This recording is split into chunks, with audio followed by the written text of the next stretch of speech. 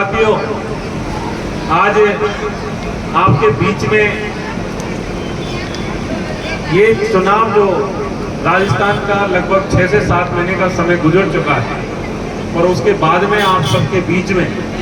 विशेष रूप से आने का कारण आप सब लोगों को भली भांति भी पता है। लेकिन मैं आपके सामने एक बार पुनः निवेदन करना चाहूँगा कि जब विधानसभा के चुनाव चल रहे थे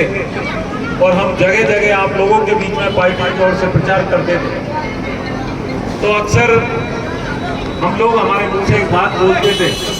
कि ये वोट जो आप वोट डालने जा रहे हो, ये वोट एक दुधारी तलवार है। और उस दुधारी तलवार के पीछे बोलने का हमारा कारण था कि यदि आपका वोट सही जगह पे पड़ गया, धर्म के रास्ते पे पड़ गया, तो निश्चित रूप से आने वाले समय में न केवल सपोर्टरा का बल्कि पूरे जिले का विकास हो। और यही वोट जिस तरह से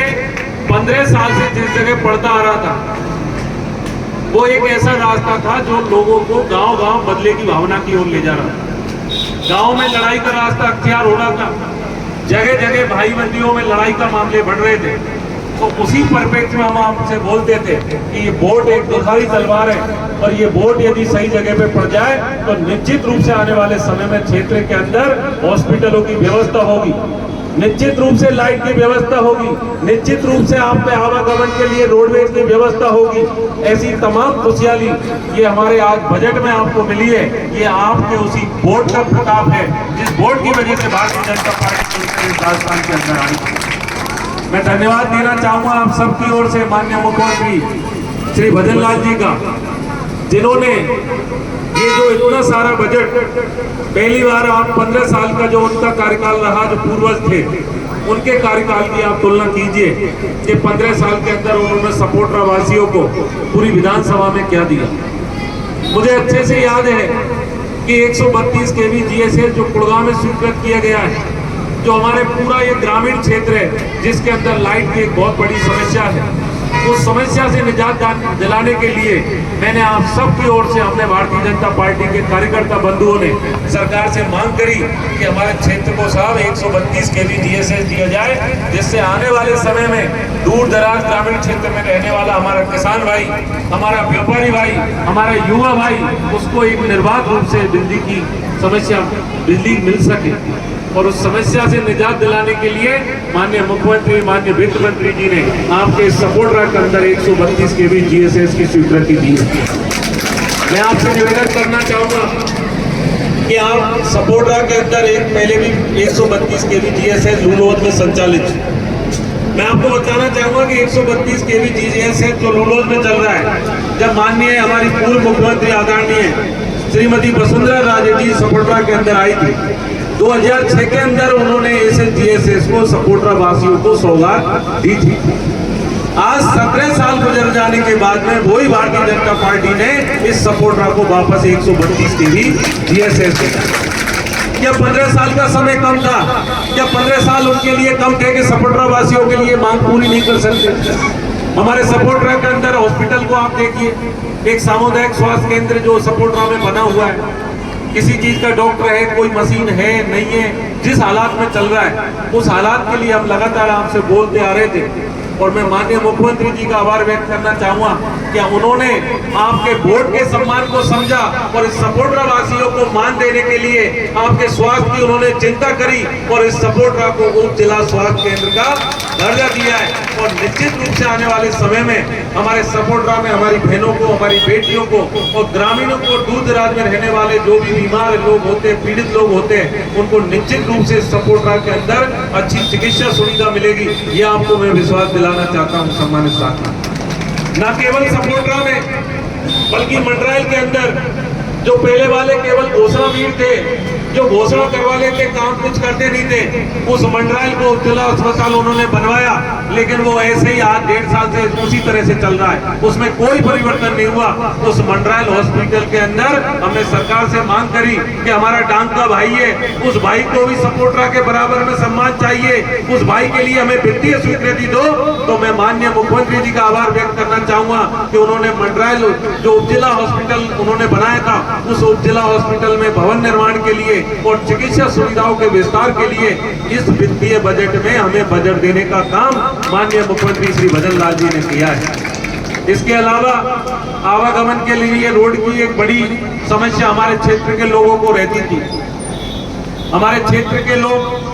न केवल सपोर्टरा, करौली, राजस्थान, बल्कि पूरी दुनिया के अंदर जो हमारा करौली बड़ा आस्था का केंद्र है, पूरी दुनिया के अंदर लोग आते हैं और जब मेला लगता है तो लाखों की संख्या में वहाँ श्रद्धालु आते हैं। उन श्रद्धालुओं को जाम की बड़ी स्थिति में फंसना पड़ता है। हमने भारतीय जनता पार्टी की सरकार के सामने ये पक्ष रखा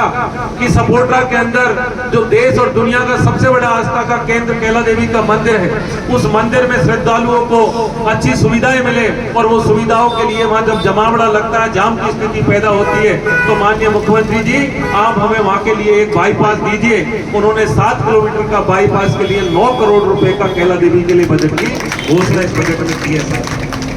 उसके अलावा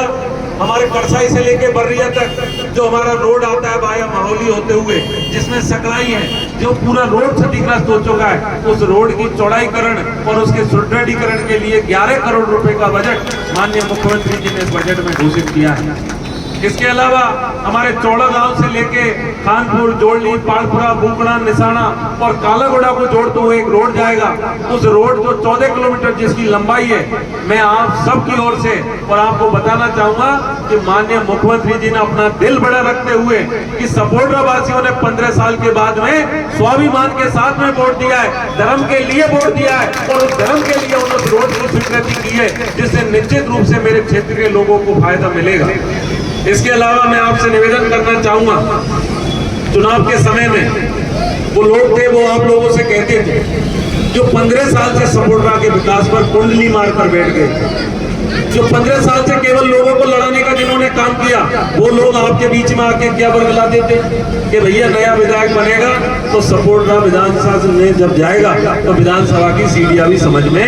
नहीं आएगी। आपने विधानसभा के अंदर देखा होगा, इस क्षेत्र की आवाज को बुलंद करने के लिए उनके 15 साल का कार्यकाल देखो और आपके विधायक का 6 महीने का कार्यकाल देखो। इस सपोर्टरा के गांव की चौड़ा गांव से लेकर मंडरायल तक आप चले जाइए, केरला तक चले जाइए, चाहे करणपुर को तहसील बनाने की मांग हो, हमने पुरजोर तरीके से आपके वकील के रूप में उस विधानसभा के अंदर उठाइए और निश्चित रूप से आने वाले समय में हमको वो सौगात भी मिलेगी जिसके लिए करणपुर के मेरे भाई है तो वहां उस समस्या से जूझ रहे साथी। वो लोग कहते थे 5 साल में तो सीढ़ियां गिनना सीखेगा। मैं उनको बताना चाहता हूं और उनको आत्ममंथन करना चाहिए कांग्रेस वालों को कि केवल लड़ाई झगड़ा करवाने से, केवल नेगेटिव पॉलिटिक्स करने से क्षेत्र का भला होने वाला नहीं है। यदि राजनीति करनी है तो सकारात्मकता के साथ में कीजिए, उन भाइयों के लिए कीजिए जो दूर दराज के क्षेत्र में रहते हैं, जो अपना जीवन यापन कर रहे हैं, उनको हम मिलकर यदि कुछ सुविधाएं लाके देंगे तो लोग, क्षेत्र की जनता कहेगी कि वास्तव में सकारात्मक राजनीति सपोर्टरा के अंदर अब प्रारंभ हो चुकी है। साथी,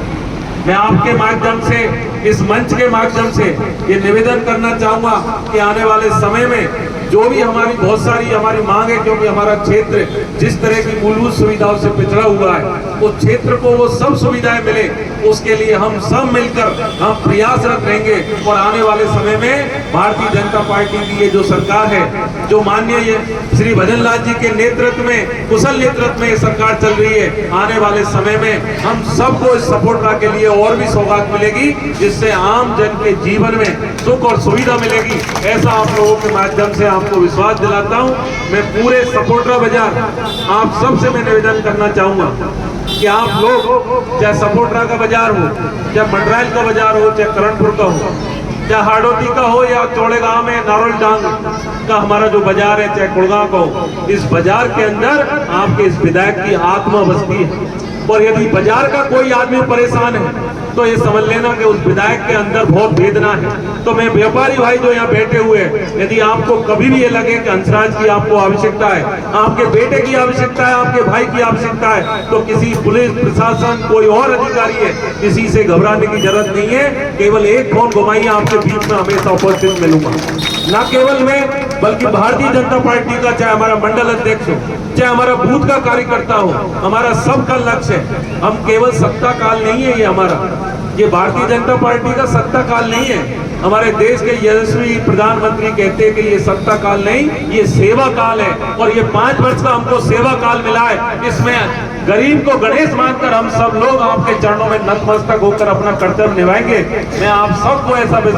विश्वास दिलाता हूँ। आप सबने बहुत सम्मान दिया, मीडिया के बंधु यहाँ पहुंचे, आप सबका बहुत बहुत आभार, धन्यवाद। राम राम साहब।